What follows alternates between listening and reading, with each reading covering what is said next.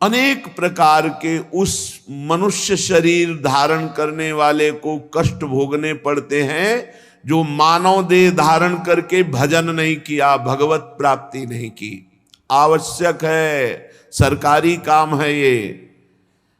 पुत्र परिवार का पोषण ये हमारी जरूरत थी, ये हमारी वासना थी, लेकिन सरकारी काम के लिए हम वादा करके आए भगवत प्राप्ति के लिए। अगर ये न किया सो परत्र दुख पावई, सिर धुनि धुनि पछताए, काल ही कर्म ही ईश्वर ही मिथ्या दोष लगाए।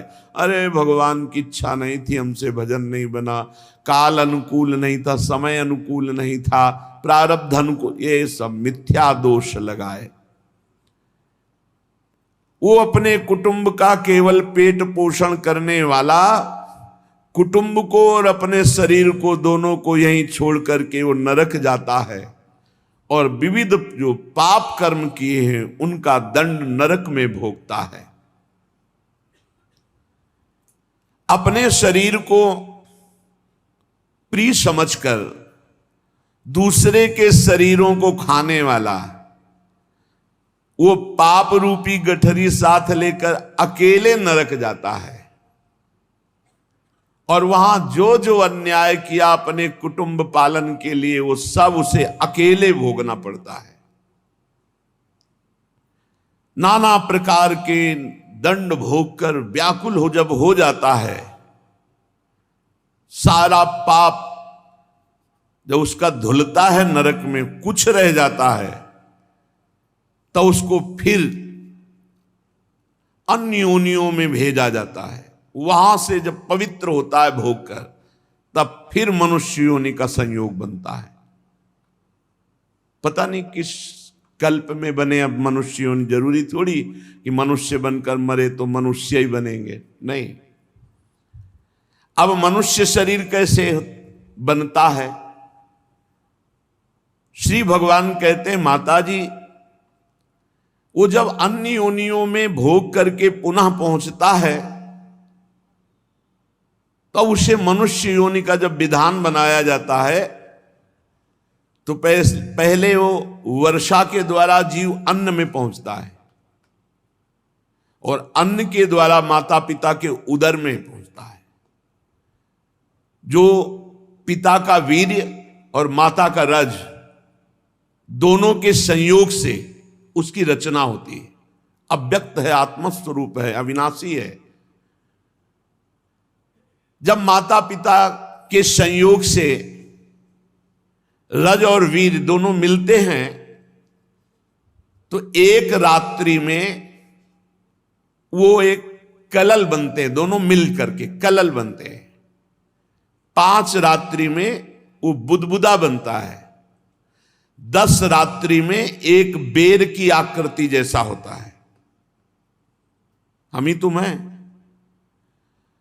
उसके बाद 10 दिन के बाद धीरे धीरे मांसपेशियां बढ़ना शुरू हो जाती हैं।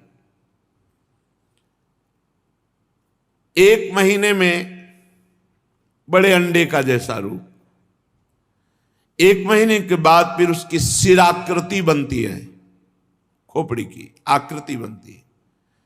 2 महीने के बाद हाथ पांव के अंग बनना शुरू होते हैं।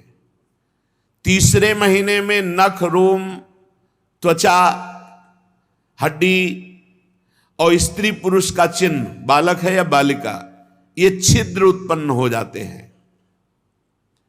4 महीने में मांसाद धातुएं नस नाड़ियों में रक्त संचालन प्रारंभ हो जाता है। 5वें महीने में चेतना जागृत होने लगती है और भूख प्यास लगने लगती है। भारी नरक है, भारी नरक माता का गर्भ। 6ठे महीने में त्राहिमाम बोल देता है, इतना कष्ट।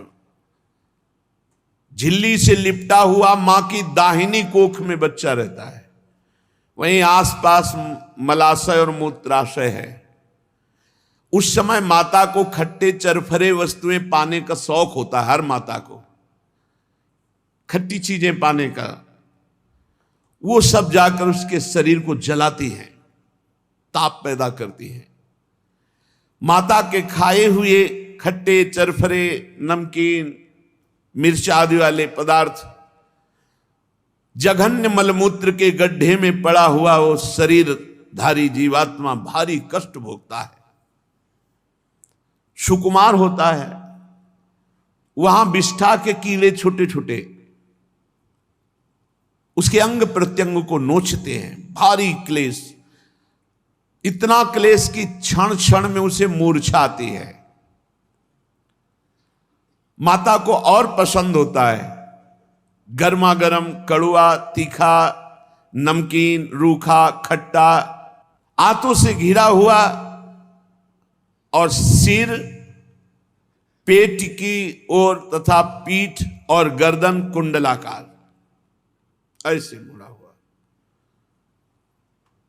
बहुत कष्ट मां के गर्भ में, बहुत। और देख लो, बड़े ज्ञाता बनते हो, 25 वर्ष, 30 वर्ष, 40 वर्ष की बात है, इसी घर में रह के आए हैं हम सब इसी मां के गर्भ में रह के आए हैं। अब वो बंद झिल्लियों में पराधीन, अंग हिलाने डुलाने में भी असमर्थ, भारी कष्ट। उस समय भगवान की प्रेरणा से उसे कई जन्मों की याद आती है, उसकी स्मरण शक्ति जागृत होती। तत्र लब्ध स्मृतिर दैवात्म कर्म जन्म सतोद्भवम, सैकड़ों जन्मों की उसे याद आती है। अब स्मरण दीर्घ मनुच्छ्वासम शर्म किम नाम विंदते, अब तो भारी भारी लंबी सांसें लेता है, हाय अब दुर्गति से कैसे बच सकता हूं। सैकड़ों जन्मों की याद आती है, उसे बिल्कुल शांति नहीं, घोर अशांति। 7वां महीना आरंभ होने पर ज्ञान शक्ति पूर्ण जागृत हो जाती है। अब प्रसूति वायु से वहां से चलायमान रखती है। यहां माता को आनंद होता है, बच्चा देखो हिल रहा है, उसे भारी पीड़ा, भारी अशांति, भारी क्लेश। केवल जीवनी शक्ति नाभि के द्वारा जो नाल है उसी से, न श्वास लेने की, न देखने की, सब कुछ अनुभव हो रहा है, ज्ञान शक्ति जागृत हो गई है।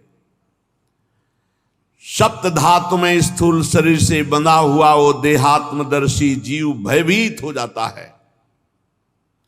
उसी समय भगवान की प्रेरणा से उसे भगवान का ज्ञान होता है, तो वो भगवान से स्तुति करता है माता के गर्भ में। तस्योपसन्नमवितुम जगति चयात नाना तनोर्भुवि चलच्चरणारविंदम सोहम ब्रजामि शरणम कुतो भयम में ये नेद्रसी गतिरदर्श सतोनुरूपा। प्रभु मैं बड़ा अधम हूं, जब जब आपने हमको अवसर दिया मनुष्य शरीर प्राप्त करके मुक्त होने का, तब तब मैं भोगों में फंस गया। ये गति मेरे कर्म के अनुसार ही दिखाई है प्रभु, मेरे योग्य हैं। अपनी शरण में आए हुए इस नश्वर जगत की रक्षा के लिए अनेक रूप धारण करने वाले हे भगवान, मैं आपके चरणों का सहारा लेता हूं जो अपने आश्रित को निर्भय कर देते हैं। प्रभु मैं जीव इस माता के उदर देह में इंद्रिय और अंतःकरण रूपा माया का आश्रय कर पुण्य पाप रूप कर्मों से आच्छादित बद्ध की तरह दुख भोग रहा हूं, बड़ा संतप्त हूं प्रभु। अखंड बोध स्वरूप हे भगवान, हे परमात्मा नमस्कार है। प्रभु इस समय मुझे ज्ञान हो रहा है कि मैं शरीर नहीं हूं, असंग हूं, मैं पांच भौतिक शरीर से संबंध रखने वाला नहीं हूं। इंद्रिय गुण शब्दादि विषय अहंकार ये सब मेरे नहीं है। पर प्रभु ये अभी अभी ज्ञान हुआ है। हे प्रकृति पुरुष के नियंता सर्वज्ञ विद्या शक्ति संपन्न परम पुरुष, मैं आपके चरणों की बार बार वंदना करता हूं। आपकी माया से स्मृति नष्ट हो जाती है कि मैं कौन हूं। यही कारण है कि आत्मा जीव कहलाया और वो माया के तीन गुणों सतोगुण रजोगुण तमोगुण में फंस करके कर्म करता, कर्म बंधनों में बंद करके फिर यही कष्ट भोगता है, बार बार जन्म, बार बार मरण। ये माया आपकी कृपा के बिना, आपके दिए हुए युक्ति ज्ञान के बिना ये नहीं नष्ट हो सकती। आपकी कृपा के बिना और आपके द्वारा दिए हुए युक्ति ज्ञान से माया से इस समय जो मुझे ज्ञान हुआ है, मुझे पता है आपने ही प्रदान किया है, मेरी किसी साधना का फल नहीं। सबको ज्ञान होता है गर्भ में। प्रभु सबके हृदय में आप ज्ञान स्वरूप परमात्मा विराजमान हो, सबके हृदय में सबको ज्ञान देते हो। मैं जीव कर्म जनित बंधन को प्राप्त हो गया हूं, त्रिविध तापों की शांति के लिए मैं आपके चरणों की वंदना करता हूं। प्रभु, मैं देहधारी जीव दूसरे देह माता के उदर के भीतर मलमूत्र और रुधिर के गड्ढे में पड़ा हुआ हूं। जठराग्नि जला रही, कीड़े नोच रहे, दुर्गंध युक्त ये जगह है जहां मैं हूं। उससे निकलने की इच्छा करते हुए दिन गिन रहा हूं प्रभु, एक एक मिनट गिन रहा हूं कि माता के गर्भ से निकलूं। प्रभु, प्रार्थना इस बार निकाल दो इस दिन को यहां से। कह रहे इच्छन नितो विवसितुम गणयन स्वमासान निर्वास्यते कृपण धीर भगवन कदान। एक एक दिन, एक एक मिनट गिन रहा हूं कि भगवान की कब कृपा हो कि इससे निकलूं माता के गर्भ से। पर स्वामिन फिर डर लग रहा है कि फिर निकल के गया, आपकी माया फंसा लिया तो फिर सब भूल जाऊंगा, फिर उसी में फंस जाऊंगा, पूरा जीवन बर्बाद हो जाएगा। कभी कभी तो लगता है कि माता के गर्भ में रहना अच्छा है, यहां माया नहीं सता रही, कष्ट ही तो मिल रहा है, पर बाहर गए तो माया फंसा लेगी फिर। इसीलिए श्री सुखदेव जी नहीं निकल रहे थे।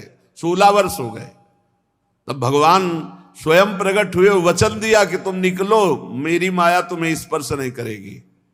तो वो तो सुखदेव जी थे, अपने लोग जेव निकलते ना, भूमि परत भा ढाबर पानी, तिम जीवहि माया लपटानी। जैसे आकाश से निर्मल बूंद गिरे और पृथ्वी में मलिन हो जाए, ऐसे प्रभु आप बड़े दयालु हो,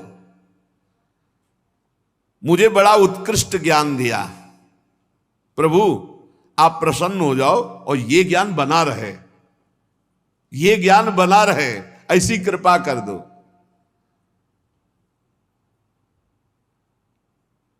प्रभु इससे बाहर निकलकर जाने की तो प्रबल इच्छा है, पर भय है कि अंधकूप में गिर जाऊंगा, फिर फंस जाऊंगा, वही जहां बच्चा हुआ उसका ज्ञान अपहरण होता है। अब वो कहता कहां वो ज्ञान विज्ञान कहां, वो भगवान का ध्यान कहां। अब वो बेचारा रो रहा है कि अभी वो जो ज्ञान था, वो जो भगवत ध्यान था, वो कहां। फिर प्रपंच शुरू, अब जवान हुआ, फिर वही दुल्हन लड़का बच्चा परिवार, फिर बुढ़ापा मरने, फिर पुनरपि जननम पुनरपि मरणम पुनरपि जननी जठरे शयनम।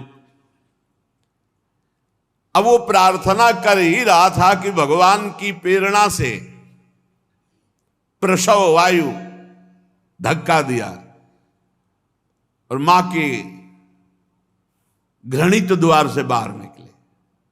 देख लो हमारी तुम्हारी आवागमन की क्या हालत है। और फिर उन्हीं द्वारों में फंस करके वहीं जाने का विधान बना रहे हैं। उन्हीं द्वारों से निकले हैं और उन्हीं द्वारों में आसक्त होकर फिर संसार का कौन सा सुख है। हे भगवान त्राहि माम, बुद्धि शुद्ध करें बस, बुद्धि शुद्ध करें बस, बुद्धि शुद्ध करें, नहीं तो पशुओं से गिरी हालत होती जा रही मनुष्यों की, पशुओं से गिरी हालत। कैसे? पशुओं का तो एक समय है ऋतुकाल, मनुष्यों का कोई समय नहीं। राक्षसी बुद्धि छाई जा रही, ये नहीं सोच रहे कि मनुष्य जीवन सतमार्ग से चलने से, धर्म से चलने से ये जो लाभ प्राप्त होना हो या धर्म आचरण करने से बहुत बड़ा पतन हो जाएगा। अब वो अत्यंत व्याकुल होकर नीचे सिर करके कष्ट से बाहर निकलता है, श्वास की गति रुक जाती है, सोई वो स्मृति गई। पृथ्वी पर माता के रुधिर और मूत्र और सब लिबलिबे पदार्थ के कीड़े की तरह छटपटाता है। गर्भवास का सारा ज्ञान नष्ट हो जाता है और देहाभिमान रूपी अज्ञान दशा उसको प्राप्त हो जाती है और वो बार बार जोर जोर से रोने लगता है। फिर लोग जो उसका अभिप्राय रोने का नहीं समझते हैं, उनके द्वारा उनका पालन पोषण होने लगता है।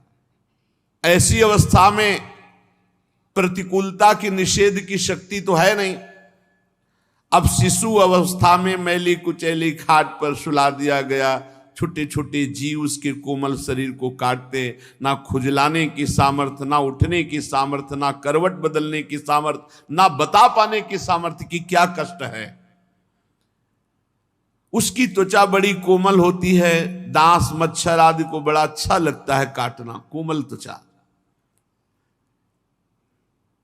अब बच्चा अवस्था में भी रोने के सिवा वो कुछ नहीं कर सकता। बाल्यावस्था गई, कौमार अवस्था आई, खेल में मगन। पौगंड अवस्था भोग कर जब युवा अवस्था में पहुंचा तो बस काम भोग। जौवन ज्वर के ही नहीं बलकावा, जवानी का बुखार किसको नहीं परास्त कर दिया, उसी को जो भगवान की शरण में है। नारी नयन सर जा ही न लागा। त्रिभुवन में वही जिसको अरविंदाक्ष भगवान के चिंतन का स्वभाव है, निरंतर अंतर पड़ा तो उसको भी, क्योंकि वो भी भगवान की ही सामर्थ्य से युक्त है।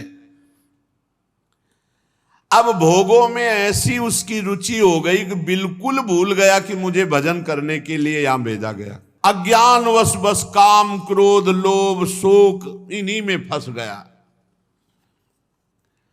देह जैसे जैसे बढ़ा, सहदेहे न मानेन वर्धमानेन मन्युना करोति विग्रहं कामी कामी स्वन्ताय चात्मनः भूतैः पंचभिरारब्धे देहे देह बुधो सकृत अहम मेत सदग्राह करोति कुमतिर्मतिम तदर्थम कुरुते कर्म यदबद्धो याति संस्कृतिं योनुयाति ददत् क्लेश मविद्या कर्म बंधन। जवान देहाभिमानी अब वो रसेंद्री जनेन्द्री के भोगों में फिर फंस गया है। मुर्गा मछली मांस दुनिया का खाके और व्यभिचार काम परायण अपना नाश फिर शुरू कर दिया। जवानी मदोन्मत्त, मत वाले हाथी की तरह कुछ नहीं दिखाई दे रहा। कोवा मदांधो मदना तुरो, आंधो में अंधा कौन जिसे काम ने अधीन कर लिया है। अब जब उसकी कामनाओं में कोई बाधा डालता, भयंकर क्रोध आ जाता। क्रोध से वो कई पुरुषों से वैर ठान लेता है। खोटी बुद्धि वाला ज्ञानी जीव पंचभूतों से रचे हुए शरीर को मैं मान करके नाना प्रकार का अभिमान, पूरी जवानी पापाचरण करने में, धन कमाने में, जैसे बने भोग भोगने में। अरे ये शरीर फिर वृद्धावस्था को जाएगा, फिर मरेगा, उसको ये पता नहीं। तरह तरह के ऐसे पापाचरण कर्म किए, चित्त शांत, मन अशांत। अगर सन्मार्ग में चलने के लिए कोई उपदेश करे तो इतना जिह्वा और जनेन्द्री के भोग में उसे मलिन कर दिया है, उसको ऐसा लगता है बड़ा सुख है, वो छोड़ नहीं पाता। रसेंद्री का और जनेन्द्री का समागम भोग नहीं छोड़ पाता। इस अवस्था में सतमार्ग में जो प्रेरणा देते हैं उनका साथ छोड़कर ये अनुगमन उन्हीं लोगों का करता है जिसके कारण इसको नरक मिले।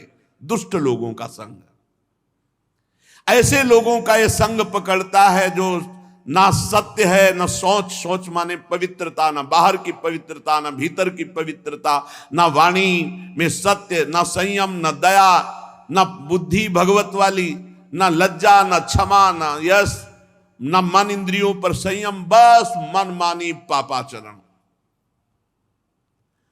अत्यंत शोचनीय काम के खिलौना जैसा काम चाहे वैसा, अशांत देहाभिमानी, ये असत पुरुष, ऐसों का कभी भी भूल कर साधक को संग नहीं करना चाहिए, भगवान कपिल देव जी कह रहे हैं। क्योंकि न तथास्य भवेन मोहो बंधश्चान्य प्रसंगतः योषित संगाद्यथा पुंसो यथा तत्संग संगतः। साधक को, मनुष्य को, उपासक को और कोई ऐसा नहीं बांध सकता जैसा योषित संगाद्यथा, काम भाव से स्त्री संग बांध देगा, और जैसा कामियों का संग बर्बाद कर देगा, ऐसा कोई संग नहीं। इसलिए ना तथास्य भवेन मोहो, ऐसा ज्ञान, ऐसा बंधन, ऐसी आसक्ति और कहीं नहीं होती। एकमात्र योषित संगाद्यथा या तत्संग संगतः, कामिनी का संग या कामी पुरुषों का संग, दोनों का त्याग करके असंग भाव से मेरी इस माया का बल तो देखो, बड़े बड़े दिग्विजयों के सर पर पैर रख करके नाचती है, बड़े बड़े दिग्विजयों के पैर, जो दिशाओं को भी जीत ले, ऐसों के सर पर पैर रखकर नाचती। देखो मेरी माया का प्रबल बल, भ्रकुटी और मुस्कान मात्र से, भ्रकुट संचालन और मुस्कान मात्र से कौन ऐसा जिसको मोहित न कर ले। जब सृष्टि रचने वाले विधाता को मोहित कर लिया तो औरों की तो बात जाने दो। पीछे सुना है आपने, बहुत ध्यान से। बलम में पश्चिमाया स्त्री मैया जैनो दिशाम या करोति पदाक्रांतान भू विजम्रेण केवलम। देखो तो मेरी इस माया का बल, जो दिशाओं पर विजय प्राप्त कर उनको भी रौंद दिया, उनकी भी खोपड़ी झुकवा करके रौंद दिया। संगम न कुर्यात प्रमदासु जातु योगस्य पारम परमारु रुक्षु। अगर कोई भव समुद्र से पार जाना चाहता है, गृहस्थ है, तो एक पत्नी व्रत नियम ले लो। जिसका पाणी ग्रहण क्रिया है बस उसकी दृष्टि भर नहीं, अन्यत्र दृष्टि अगर दूषित करोगे तो पक्का वो नरक जाने का रास्ता है। संगम न कुर्यात प्रमदासु जातु, भगवान कपिल देव। योगस्य पारम परमारु रुक्षु मत सेवया प्रतिलब्धात्म लाभो वदंती या निरयद्वारमस्य। मेरी सेवा, मेरा भजन, मेरा चिंतन यदि निरंतर करके परम पद पर आरूढ़ होना चाहते हो तो विवेकी पुरुष वही है जो प्रमदा कामिनी का किसी भी तरह संग न करे। साध्वी का वही परम कर्तव्य है कि किसी भी तरह पुरुष शरीर का संग न करे और परस्पर कामाकर्षण वाले संग का भी त्याग करे, क्योंकि ये संग खुला हुआ नरक का द्वार है। मेरी रची हुई ये जो माया है, ये धीरे धीरे नजदीक आती, समझने नहीं देती, और फिर ऐसे गिरा लेती जैसे तिनके से ढका हुआ कुआं हो और आप बराबर समझ कर पैर रखे, मुंह भरा गिर जाए।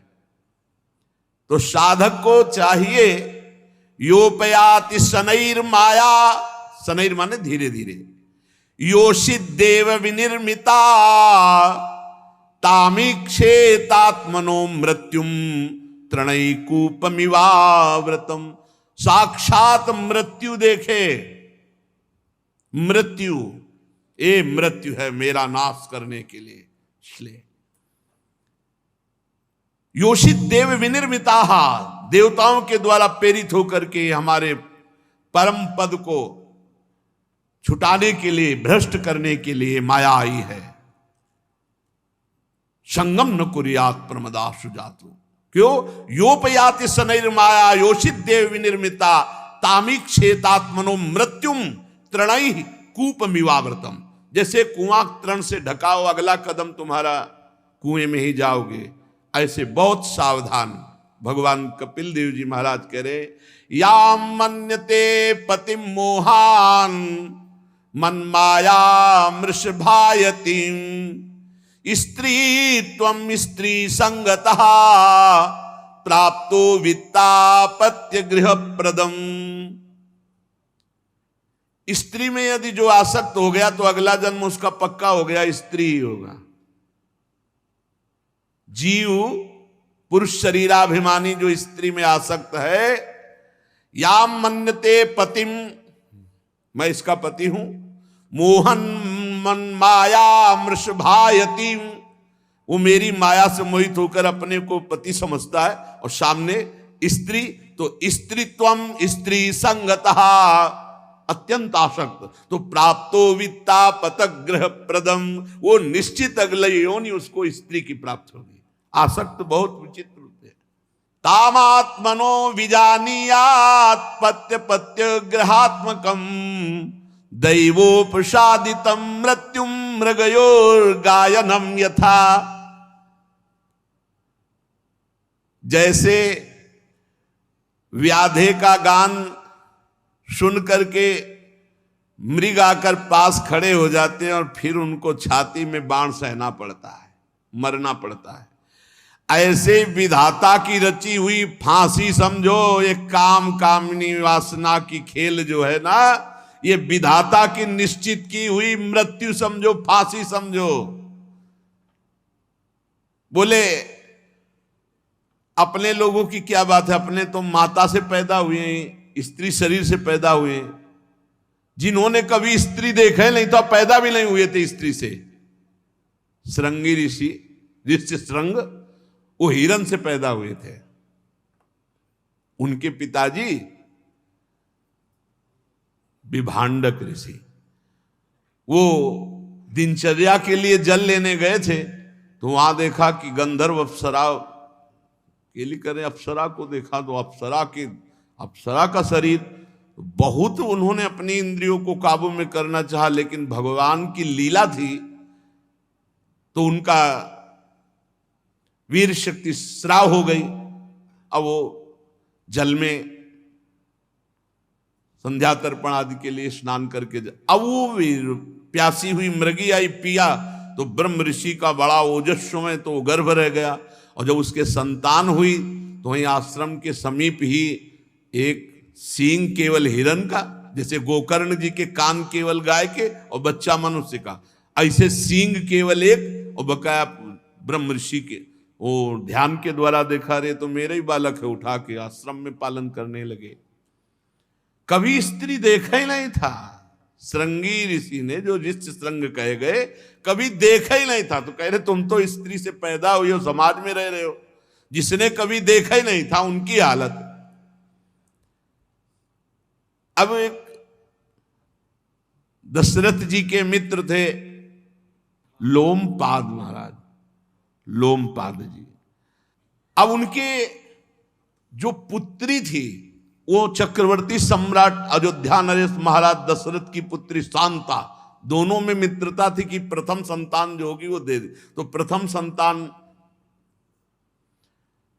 ये युवावस्था को प्राप्त हो गई थी और अकाल पड़ गया राज्य में।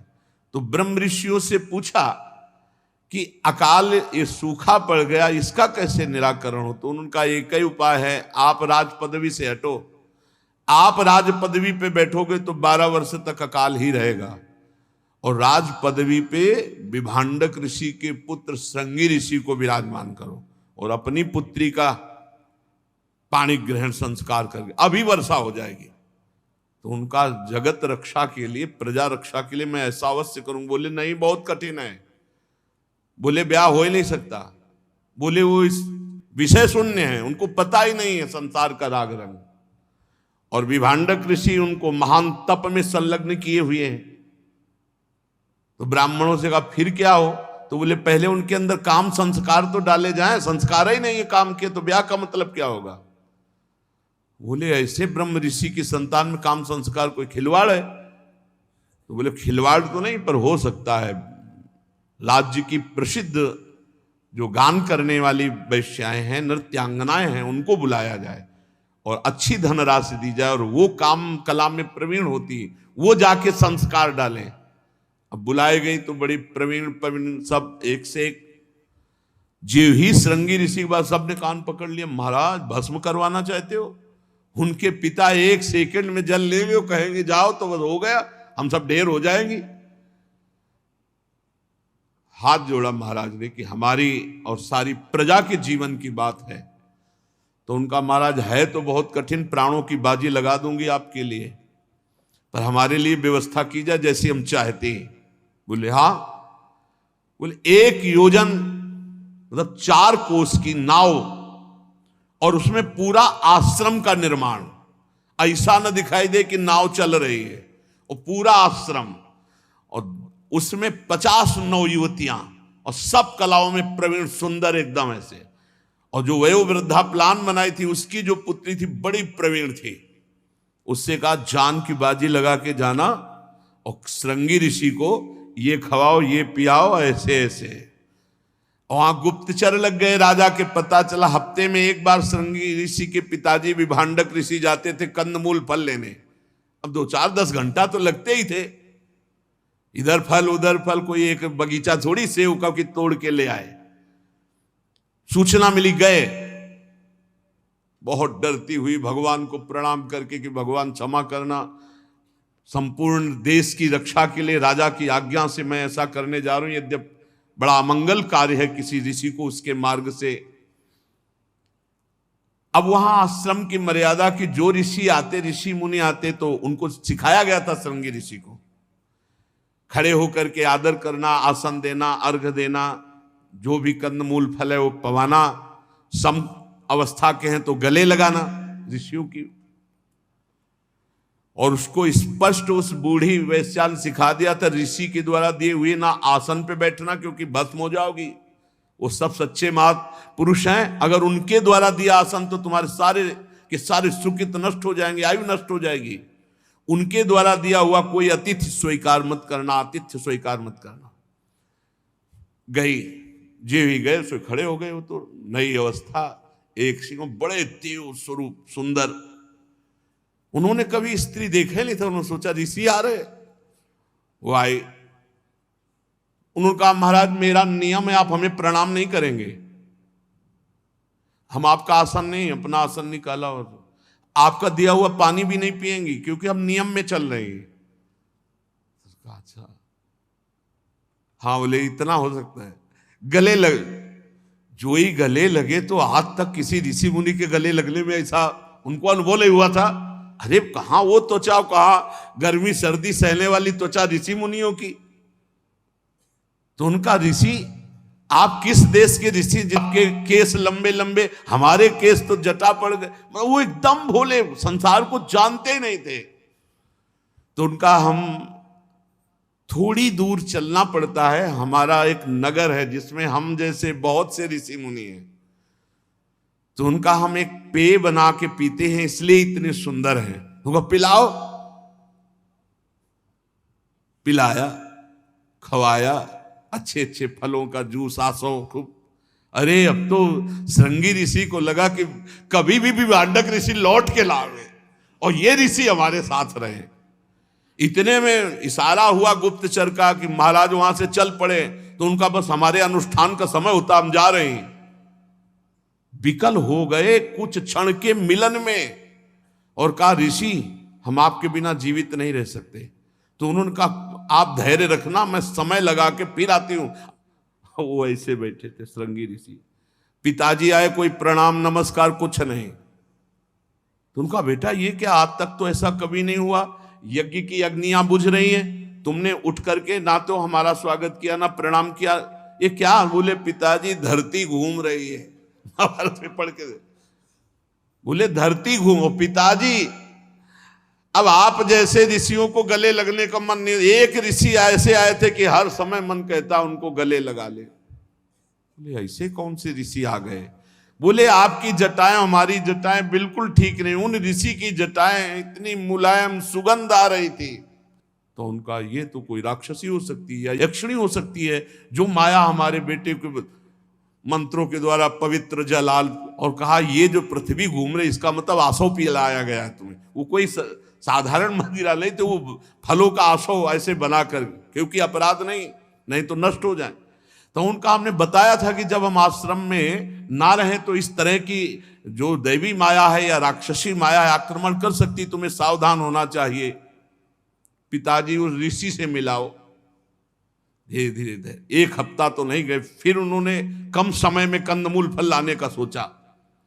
गुप्तचरों ने कहा गए कंदमूल फल लेने, वही जे भी देखा सो दौड़ पड़े। तो उनका देखो आज हमारे अनुष्ठान का समय बहुत कम है, हम यहां बैठकर बातचीत नहीं कर सकती, अगर आपको हमारे से तनिक भी प्रेम है तो आप हमारे साथ चलो।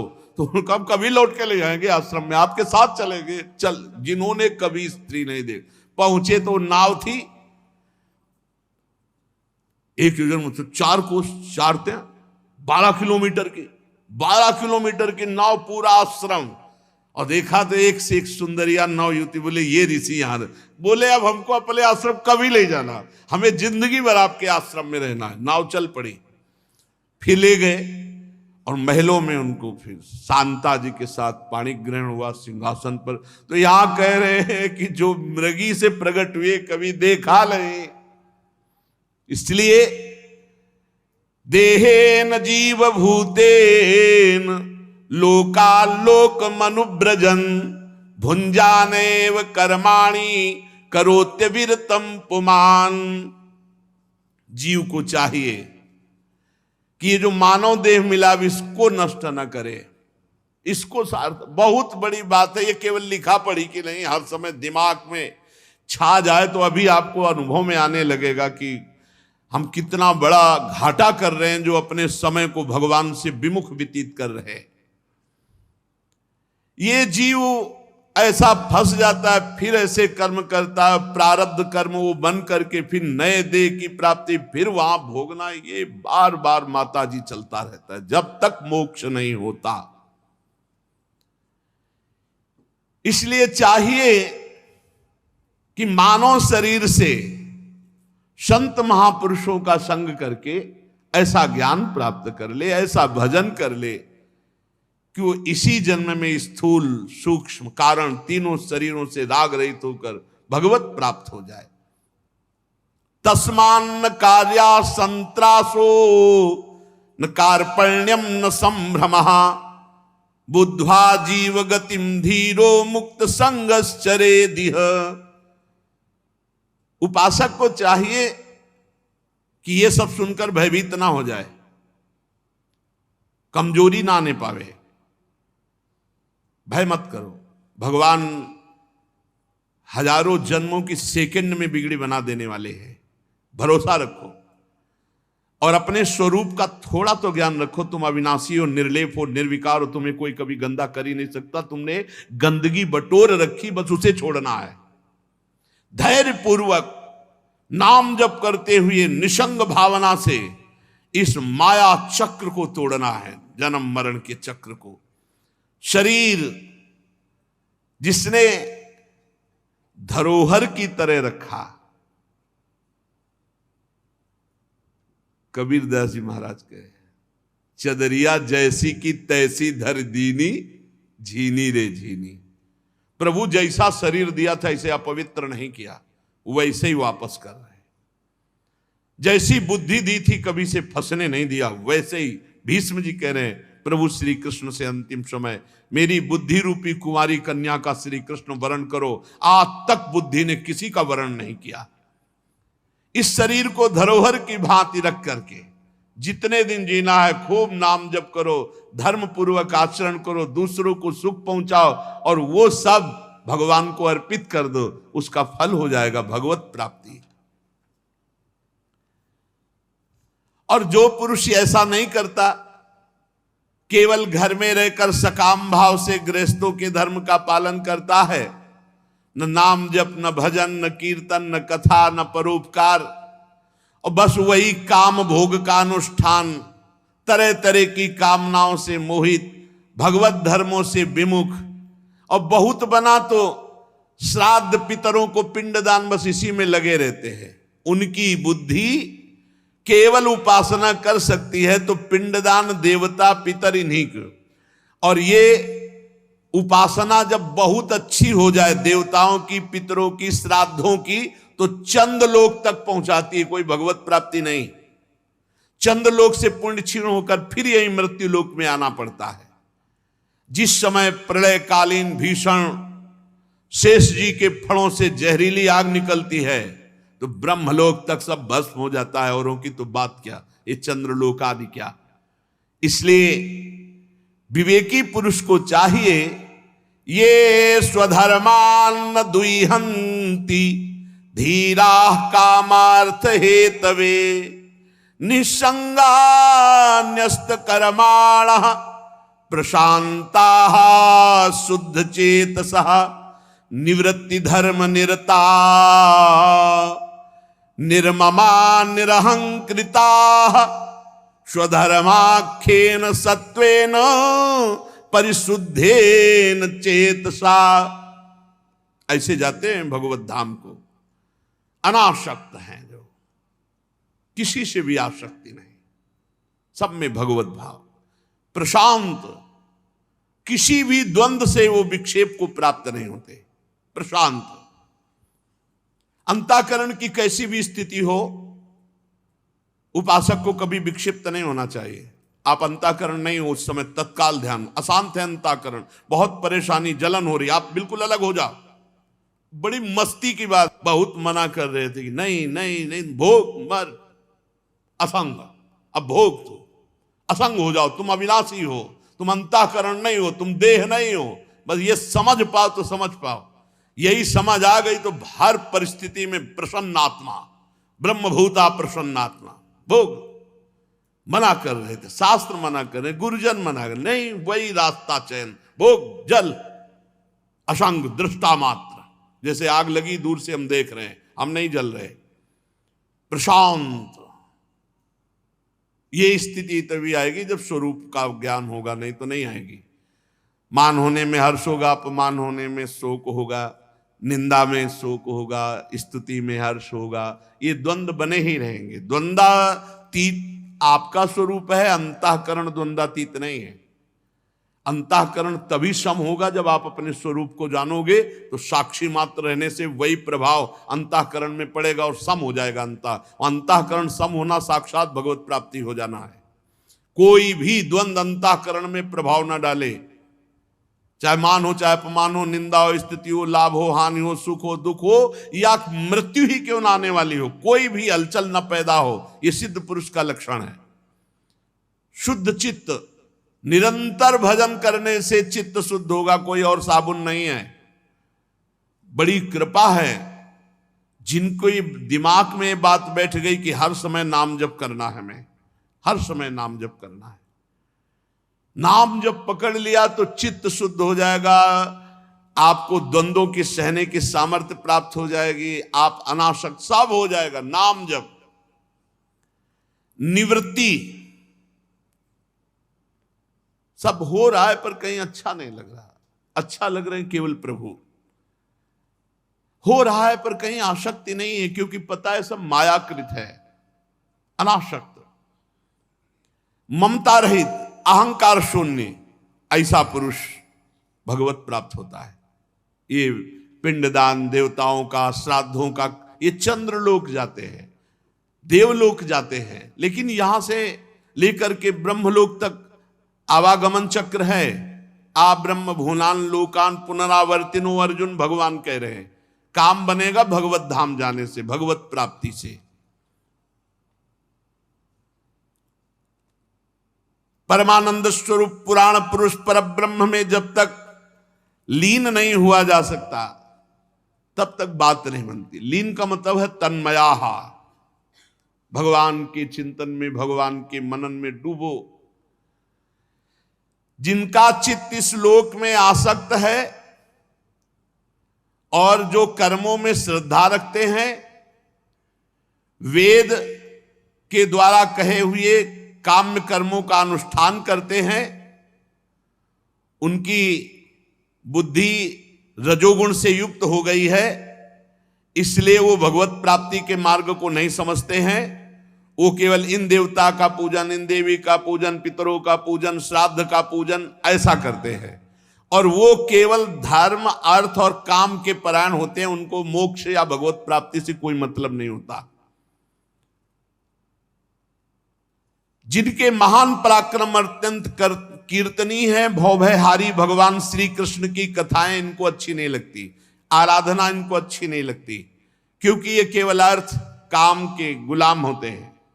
इनकी आराधना पर श्राद्ध, पितर, देवी देवता जो हमारी कामनाओं की पूर्ति कर दें, कोई मोक्ष धर्म या भगवत प्राप्ति की ऐसी कोई आकांक्षा नहीं होती, जो अज्ञानी जन है।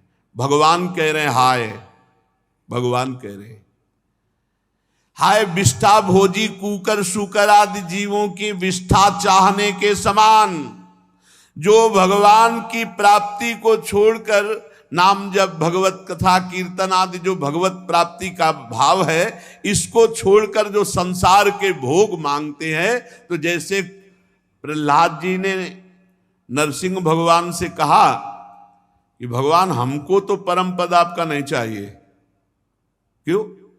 हमें आपकी लीला कथा सुनने को मिलती है, आपका नाम जपने का अभ्यास है, आपका चरणामृत पीते हैं, आपके आश्रित, मुझे आपका आशीष नहीं चाहिए, हमें आपका आशीर्वाद चाहिए इन भूले हुए जीवों के लिए, इनको भगवत प्राप्ति होनी चाहिए। हम तो आपकी लीला कथा चरणामृत के बल से माया पर विजय प्राप्त कर लेंगे। भगवान ने कहा लिवा लो, जिनको अभी हम बैठे सीधे वैकुंठ भेज देंगे। पूरे नगर में कोई भी वैकुंठ जाने के लिए तैयार नहीं हुआ। बूढ़े बूढ़े थे, उनको भी कहा कि भगवान नरसिंह भगवान कह रहे चलो वैकुंठ। अभी क्या है, अभी लड़का नादान है, पूरी संभाल नहीं पाएगा, भगवान से कह दो कुछ दिन का समय दें, तो फिर कोई तैयार नहीं हुआ। एक सूकरी मिली, सूकरी से कहा तेरा जीवन कितना घृणित है, चल वैकुंठ चल, भगवान संतों से सुना है। तो सूकरी ने कहा वैकुंठ में मिलता जो यहां खा रहे हैं? बोले नहीं। बोले भी नहीं जाना वैकुंठ। बोले हाय विष्ठा भोजी सूकर जैसे विष्ठा ही चाहता है, ऐसे जो मनुष्य जीवन प्राप्त करके भगवान का नाम जब, भगवान की कथा, भगवत सेवा जो भगवत प्राप्ति का हेतु है, इनको छोड़कर, भगवत प्राप्ति की चाह छोड़कर जो भोगों को मांगता है, वो ऐसे ही है जैसे विष्ठा भोजी सूकर कुकर विष्ठा मांगे। गर्भाधान से लेकर अंत्येष्टि क्रिया तक सब संस्कारों को विधि पूर्वक करने वाले सकाम कर्मी सूर्य से दक्षिण की ओर पितृयान धूर्म मार्ग में प्रीतिश्वर आर्यमा के लोक में जाते हैं और फिर पुनः मृत्यु लोक में लौटते हैं। इनका कल्याण नहीं होता, ये भगवत प्राप्त नहीं होते। ध्यान दीजिए, जो गर्भाधान से लेकर अंत्येष्टि संस्कार तक बिल्कुल शास्त्र सम्मत होते हैं, वो केवल पितृयान में जाते हैं। भजन नहीं करोगे तो कोई दूसरी ऐसी साधना नहीं जो भगवत प्राप्ति करा दे। जैसे लोग बोलते हैं हम मर गए हैं, वो तो अंत्येष्टि क्रिया में पिंडदान में सब करने से उनको भगवत प्राप्ति हो जाएगी। अरे जिंदा में कहा कि नहीं हो जाएगी। गर्भाधान से लेकर अंत्येष्टि क्रिया तक अगर भजन नहीं हुआ भगवान का, तो अन्य कोई साधन भगवत प्राप्ति नहीं कराएगा। हाँ, अब यह है कि उनके लिए भागवत अनुष्ठान करो, खूब नाम जप करो, उनको देव, तो उनका कल्याण हो जाए, भगवान की कृपा। पितृलोक में जाते हैं, अपने पितरों के साथ क्षुद्र भोग भोगते हैं, जब पुण्य क्षीण होते हैं तो फिर आकर इसी मृत्यु लोक में गिरना पड़ता है। भगवान कह रहे हैं ततस्ते क्षीण सुकृता पुनर्लोकमिमं सति पतंति विवसा देवई सद्यो बिभ्रंसितोदया। गिरना पड़ता है, इसी लोक में विवश होकर जन्म लेना पड़ता है। इसलिए माताजी परम कल्याण के लिए, परम मंगल के लिए, परम सुख के लिए एकमात्र श्री भगवान के चरणों का भजन। तुम श्री भगवान के गुणों का आश्रय लो, भक्ति के द्वारा मन वाणी शरीर से भजन करो।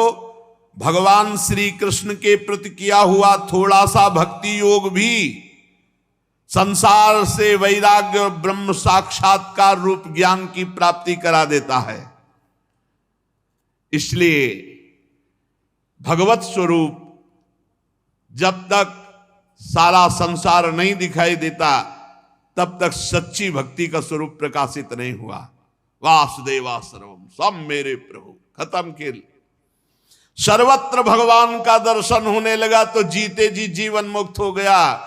वही संग रहित समान रूप, दोष और गुणों से रहित, महिमा में आरूढ़, ब्रह्म साक्षात्कार किए हुए महापुरुष है, जिसको सर्वत्र भगवान की अनुभूति, सर्वत्र ज्ञान मात्रम परम ब्रह्म परमात्मेश्वर पुमान दृश्यादि भी पृथक भावैर भगवाने कईयते।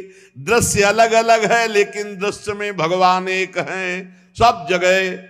ये जो जानता है वही ज्ञान मात्रम परम ब्रह्म परमात्मेश्वर पुमान। ब्रह्म एक है, ज्ञान स्वरूप है। बाह्य वृत्तियों वाली इंद्रियों के द्वारा भ्रांतिवश अनेक अनेक रूप, अनेक अनेक पदार्थ दिखाई देते हैं, लेकिन सब में परमात्मा एक है। माता जी, योगाभ्यास के द्वारा एकाग्र चित्त से, असंग बुद्धि से ऐसा दर्शन होता है, ऐसा अनुभव होता है।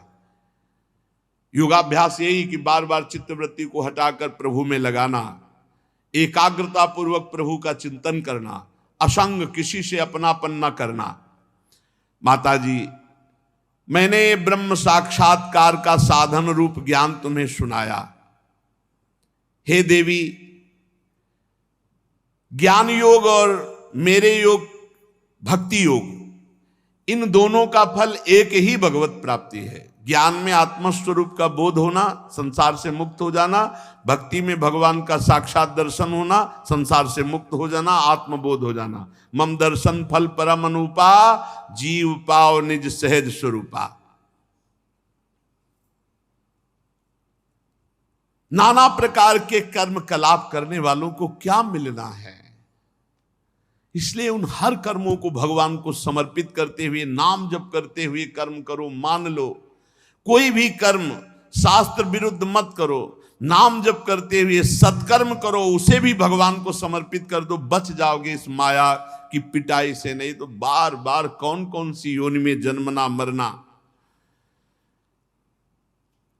माता जी, मैंने ये सब तुम्हें 4 प्रकार की भक्ति सुनाई, अष्टांग योग सुनाया, प्रकृति और पुरुष काल, ये सब सुनाया।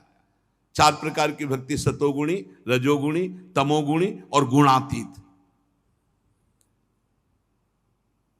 देहूती जी ने कहा, प्रभु ब्रह्मा जी आपके ही नाभि कमल से प्रकट हुए हैं। प्रलयकालीन जल में शयन करने वाले आपके पंचभूत इंद्रिय शब्दादि विषय मनोमय विग्रह, जो सत्वादि गुणों के प्रवाह से युक्त सत्स्वरूप, कार्यों कारण दोनों के बीज हैं, ये सब हमने सुना। निष्क्रिय सत्य संकल्प, संपूर्ण जीवों की गति, ये सब सुना।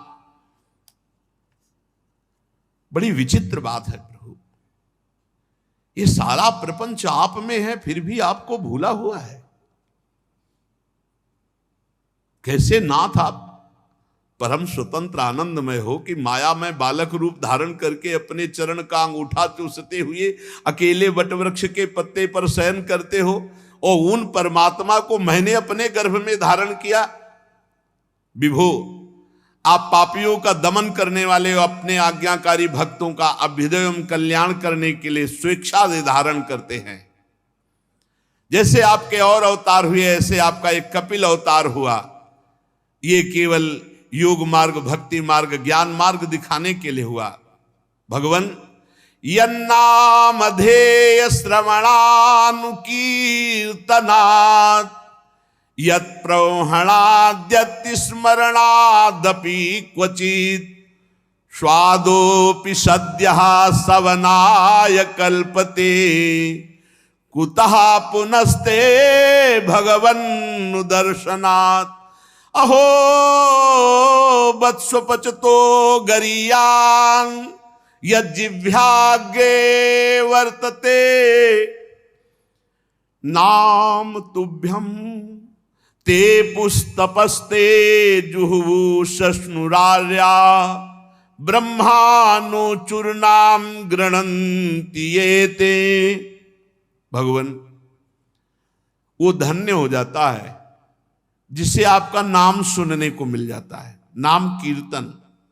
भूला भटका माया में जो आसक्त चित्त है, अगर उसको भी नाम महिमा सुनने को मिल गई, नाम जपने लगा, नाम कीर्तन, तो कह रहे स्वादोपि सद्यः सवनाय कल्पते। कुत्ते का मांस खाने वाला चांडाल भी सोमयाजी ब्रह्म ऋषि के समान पूजनीय हो जाता है, जो आपका नाम जपने लगता है, नाम कीर्तन करने लगता है। अहो वत्स पचतो गरीयान जिह्वागे वर्तते नाम तुभ्यम ते पुस्तपस्ते जुहु सस्नुरार्या ब्रह्मानुचुर नाम गृणंती एते। वह स्वपच चांडाल भी सर्वश्रेष्ठ जगत बंदनीय हो जाता है, जिसकी जिह्वा के अग्रभाग पर हे प्रभु आपका नाम विराजमान हो। जो आपका नाम जप करता है उसने तपस्या कर लिया, सब यज्ञ कर लिए, सब तीर्थ अवगाहन कर लिया, सब सदाचार का पालन कर लिया, सब साधनाएं कर ली, सब वेदाध्ययन कर लिया, नाम जप के बराबर कुछ नहीं।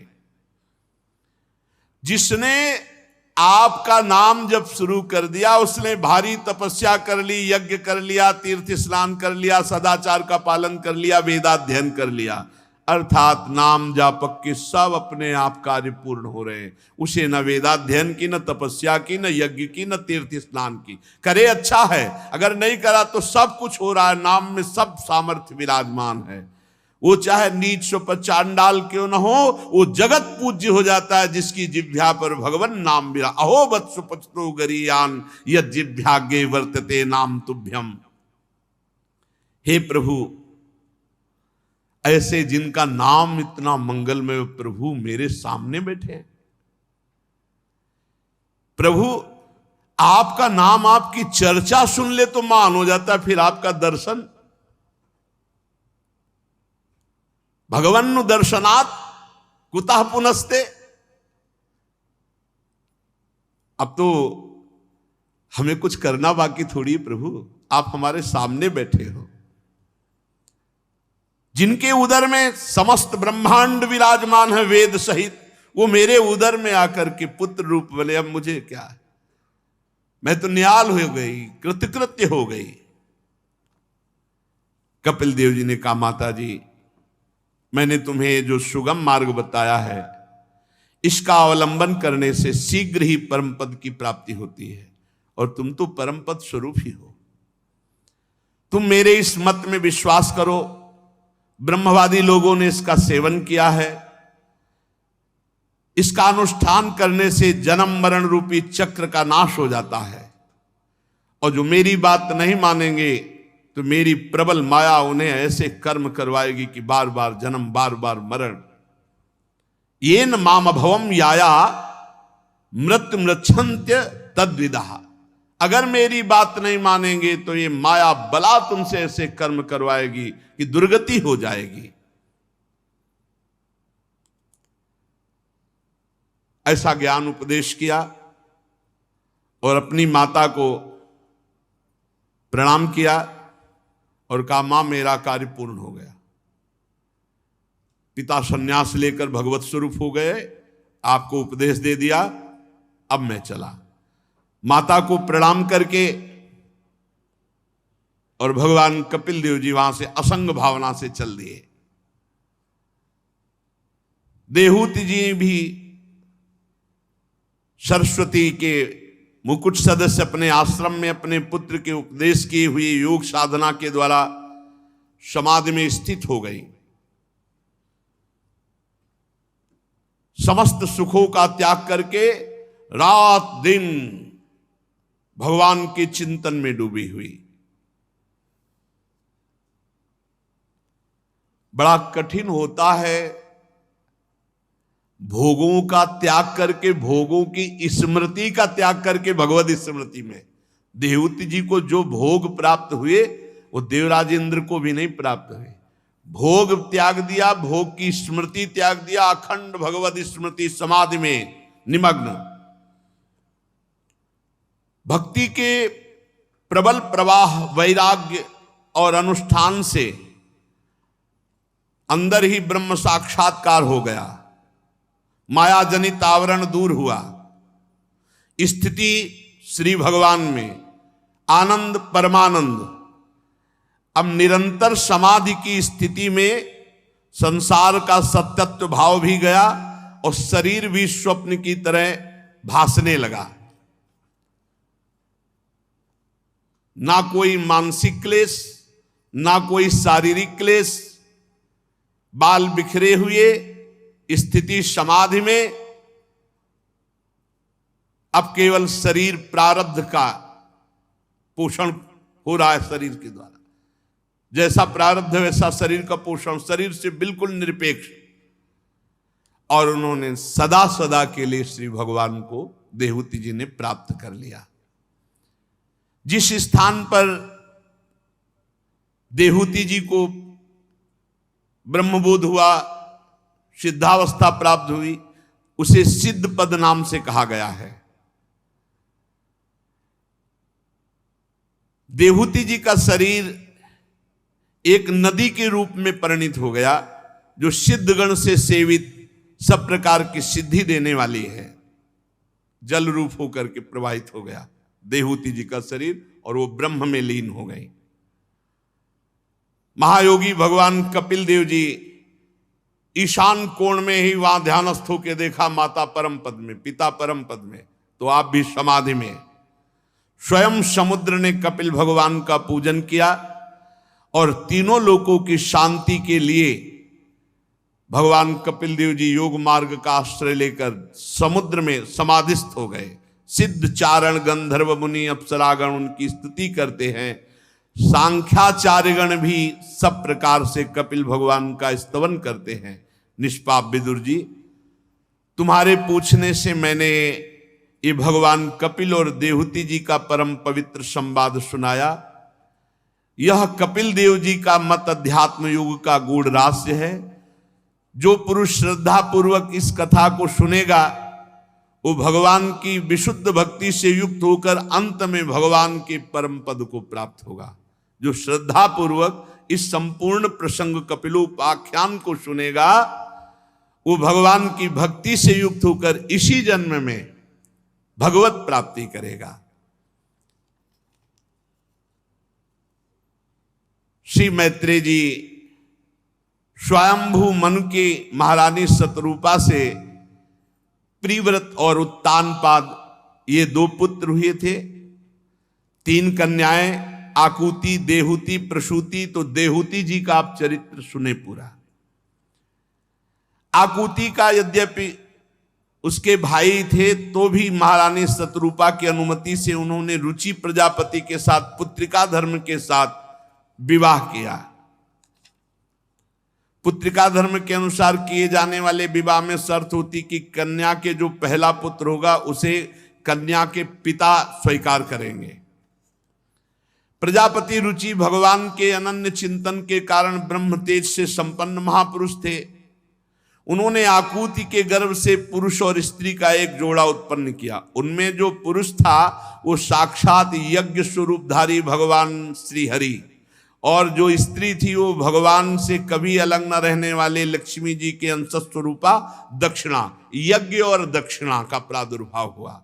मनु जी अपनी पुत्री आकुति के उस परम तेजस्वी पुत्र यज्ञ और दक्षिणा को पास रख लिया।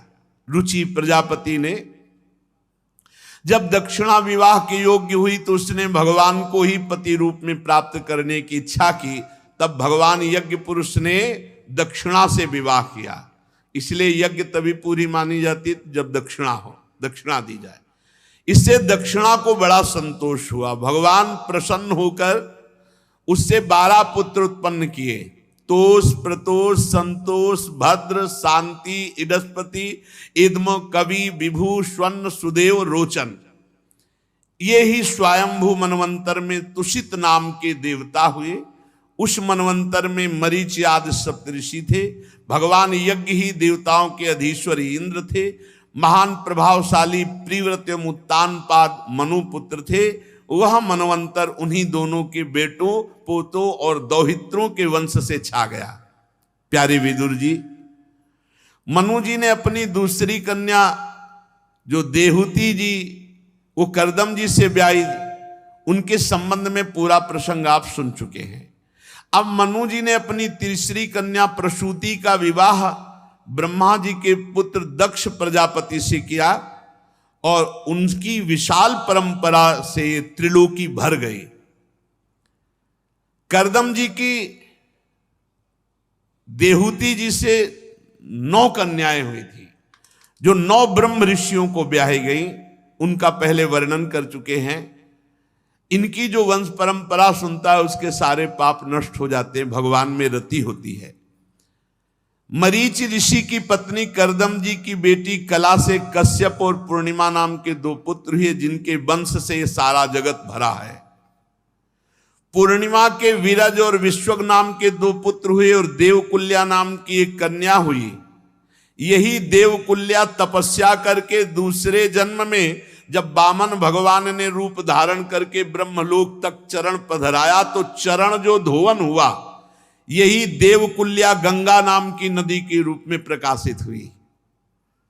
ये पूर्व जन्म में गंगा जी थी देवकुल्या, और ये खूब तपस्या भजन करके भगवान के चरण धोवन से प्रकट हुई अगले जन्म में, जिनका नाम गंगा पड़ा। अलकनंदा, मंदाकिनी, भागीरथी 3 के रूप में प्रकाशित हुई। अत्रि जी की पत्नी अनसुईया जी थी, बड़ी पतिव्रता थी।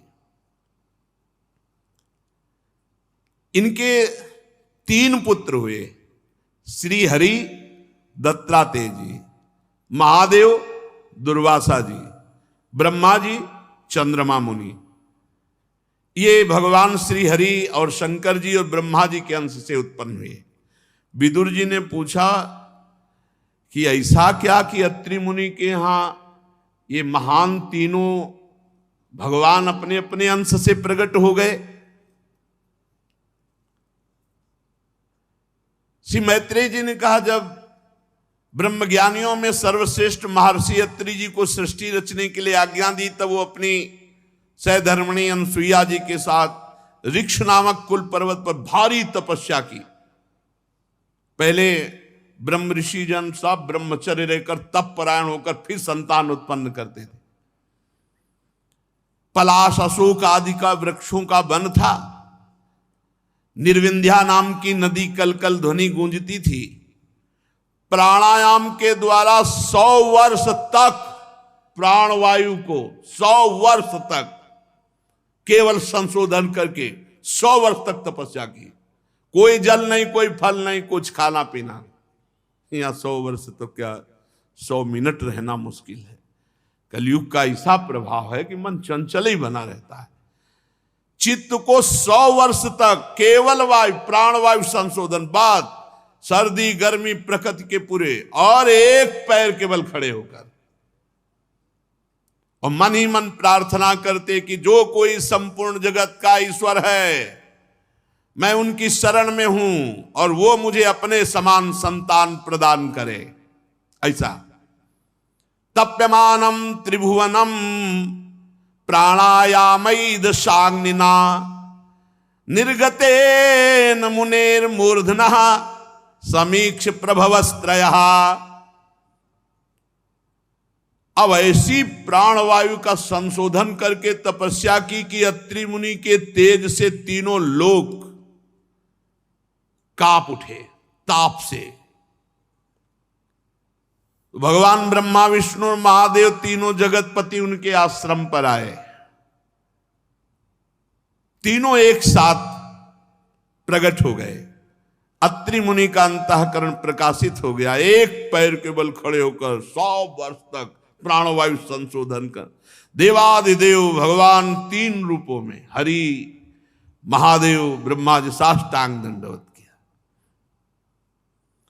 देखा कि हंस पर हरि जो ब्रह्मा रूप में, गरुण पर वही हरि और बैल पर वही हरि महादेव जी के रूप में एक परमात्मा का चिंतन किया, जो कोई संपूर्ण जगत का ईश्वर हो। तो यह अनुभव कराया कि हरि ही ब्रह्मा, हरि ही महादेव, हरि ही हरि। एक का स्मरण किया, 3 रूपों में आए। एक के हाथ में सुदर्शन चक्र है, तो एक के हाथ में त्रिशूल है, तो एक के हाथ में कमंडल है। तीनों कृपा की वर्षा कर रहे हैं। यहां और बीच में संतों से सुना है कि जब इनका तप, अत्रि जी का इस कोटि का तो अनुसुईया जी का पातिव्रत, पूरा त्रिभुवन कंपायमान हो गया। तो एक दिन नारद जी ने लक्ष्मी जी और रुद्राणी और ब्रह्माणी से अलग अलग मिले और कहा अब आपका पातिव्रत धर्म जो है लघु होने जा रहा है, इतना श्रेष्ठ अनुसुईया जी का पातिव्रत धर्म है। वैसे स्वाभाविक आप तीनों पतिव्रता हैं, पर आपसे बढ़कर अनुसुईया जी का ऐसा कैसे हो सकता है? उनका परीक्षा ले लो। नारद जी जब कोई लीला होनी होती भगवान की, तो लीला मन है नारद जी भगवान के। अब तीनों देवियों ने अपने अपने प्रीतम से प्रार्थना की कि अनुसुईया जी की परीक्षा ले रही है। वह देखो समस्या में फंस जाओगी। वो शांति से अपने भजन साधन में लगे, काहे को उनको माता जी ने हट कर लिया कि नहीं आपको जाने, तो प्रभु ने कहा फिर संभालना, तुम ही जा रहे। तीनों भगवत स्वरूप ढककर संत वेश में गए। ये हमने संतों से चरित्र सुना शास्त्र में। जो अभी यहां तीनों के प्रकट होने का वो इस रूप से है कि अत्रि जी ने एक मंत्र का अनुष्ठान किया कि जो कोई संपूर्ण जगत का ईश्वर है, मैं उसकी शरण में हूं, वो अपने समान संतान प्रदान करे। तो अतिथि सत्कार बहुत आवश्यक है। सदगुरुदेव भगवान ने कहा कि जो विरक्त फुटपाथ में सोता है, मांग के खाता है, उसका कोई अधिकार नहीं है। अगर एक छोटी सी भी कुटिया बनी और कोई आ जाता है और कहता भूख लगी, और फिर आप उसे वापस भेज देते, तो आपके सुकृत और तप नष्ट हो जाएगा। अब आपको पवाना पड़ेगा, कुटिया क्यों बनाया? अगर वो आया है और कह रहा है मुझे भूख लगी है, तो जो कुछ आपके पास रूखा सूखा है पवाइए, उसका स्वागत कीजिए। ये धर्म है कुटिया बनाने का। भगवत स्वरूप तीनों भगवान संत वेश में गए और कहा मुझे भूख लगी है। तो उनका आप ठहरिए, हम कंदमूल फला, बोले हम ना फलाहारी है ना हम दुग्ध पान करेंगे आज। तेजो में भगवत स्वरूप है, कोई वहां छल कपट पाखंड का तो प्रवेश ही नहीं। इतनी तो स्वयं अनुसुईया जी सामर्थ्यशाली है। अनुसुईया जी मुस्कुराई कि ये कैसा आतिथ्य सत्कार। आंख मूंदा और तपस्या में विराजमान अत्रि जी उनसे बात की कि आपके घर में अतिथि पधारे हैं। वो बड़ा अटपटा उनकी प्रश्न है, बड़ी अटपटी मांग है। तो मैं तो तपस्या में संलग्न हूं, तुम उनको पुत्र बना लो। पति की आज्ञा कमंडल से जल लिया और कहा तुम तीनों 6-6 महीना के बालक बन जाओ। हल्लू बन गए। गंगाधारी महादेव जी 6 महीने, कितने अच्छे लग रहे होंगे। छोटे छोटे गोरे चरणारविंद ऐसे ऐसे करके गंगा जी त्रिशूल हाथ में है। छोटे से भगवान हरि, छोटे से 4 मुख वाले ब्रह्मा जी, पियो दूध। जगत माता भगवान को दुग्ध पिला कर 3 पालने पे कई दिन हो गए। नारद जी पहुंचे, बोले भगवान कहाँ हैं? बोले गए थे अनुसुईया जी की परीक्षा में, अभी तो वो कभी नहीं आएंगे। बोले क्यों? बोले पालने में हैं 6-6 महीना के।